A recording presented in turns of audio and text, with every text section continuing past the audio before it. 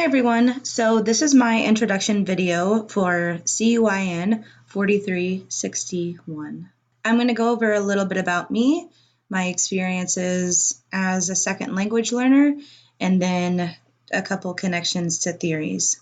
So my name is Greer Freeman. I was named after a black and white movie star from the 1940s whose name was Greer Garson. I was born and raised in Houston, Texas, but I currently live in Pearland. I'm 29 years old. My certification area is EC through 6 generalist. And then as far as my ideal content area when I get my first job, I put undecided because I really do like ELA a lot. For my student teaching, I'm currently in a 4th grade writing class and I've really enjoyed it. But I feel like I want to know more about how math works in the classroom and about how science works in the classroom as well. So that's why I say I'm kind of undecided with that. And then as far as grades that I would like to teach, I think that I want to stay between 1st grade and 4th grade. I feel like those ages are fun and you can interact with the students really well. They're not too young, they're not too old. So I don't know, I just kind of like that range a lot. And I'm open to teaching in whichever grade. So my experiences with growing up, I was in an English speaking household. I did not have anyone in my family who was bilingual. My great-grandparents spoke German, but they were passed away before I could really learn any German from them. And then when I got to middle school, I knew that they had language classes to take, but I was, for whatever reason, not in any of them. And then with high school, I took 2.5 years of Spanish, and I did not find it useful at all. I feel like I did not learn anything. The teachers that I had, it was more based on here is a vocabulary sheet, here's the word in Spanish, here's the word in English. You need to memorize all of these words, and then you're going to be tested on them. I feel like there was no real life learning there. I don't feel like we got to speak it at all. It was more just very basic. Here's your vocabulary, here's your worksheet, here's your test. And then in college, I did not take any courses for a second language. I guess maybe because I wasn't required to, or I didn't have interest when I started college all of those years ago.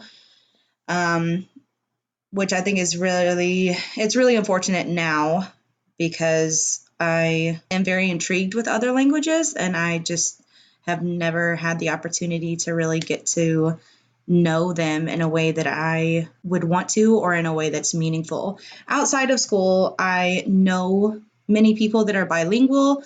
I am a little bit envious of them, although I know that it has been a struggle, one that I cannot relate to, but I admire them for it nonetheless. So one theory that I kind of thought about was Piaget's the stages of cognitive development. And I know that each child goes through the stages in the same order, but the rate at which they progress through the stages is very different. And I know that there are kind of an age range where you're supposed to have reached, your sensory stage, your preoperational stage, but I think that they're more of an estimate. And instead of, you should be here by this time, just because everybody is so different. But the reason that I thought of this is because, in your sensory stage and your preoperational stage, it's your foundation of your language development, and then you kind of get to talking in your preoperational stage.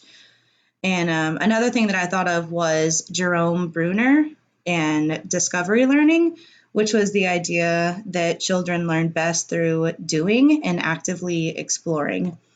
Another thing that I thought of was the types of learner styles and the fact that teaching methodology has changed its focus from teachers to learners just because every single student is so different and every class consists of students with different personalities, diverse backgrounds, and then previous education. So all students are individuals who have their own individual needs. So, with Gardner's multiple intelligences, there are 8 types of learners, which is linguistic, logical or mathematical, spatial, musical, bodily, interpersonal, interpersonal, and then naturalistic. And he argued that people have multiple intelligences, but one or a couple are more pronounced than the other. And I think that that's really important for not only English speaking students, but students that have a first language that is not English, because everybody does learn differently. And it's not about the teachers teaching anymore. It's about adapting to the way that your kids learn and about making it the easiest for them. So I'm really looking forward to the semester, and thanks for listening.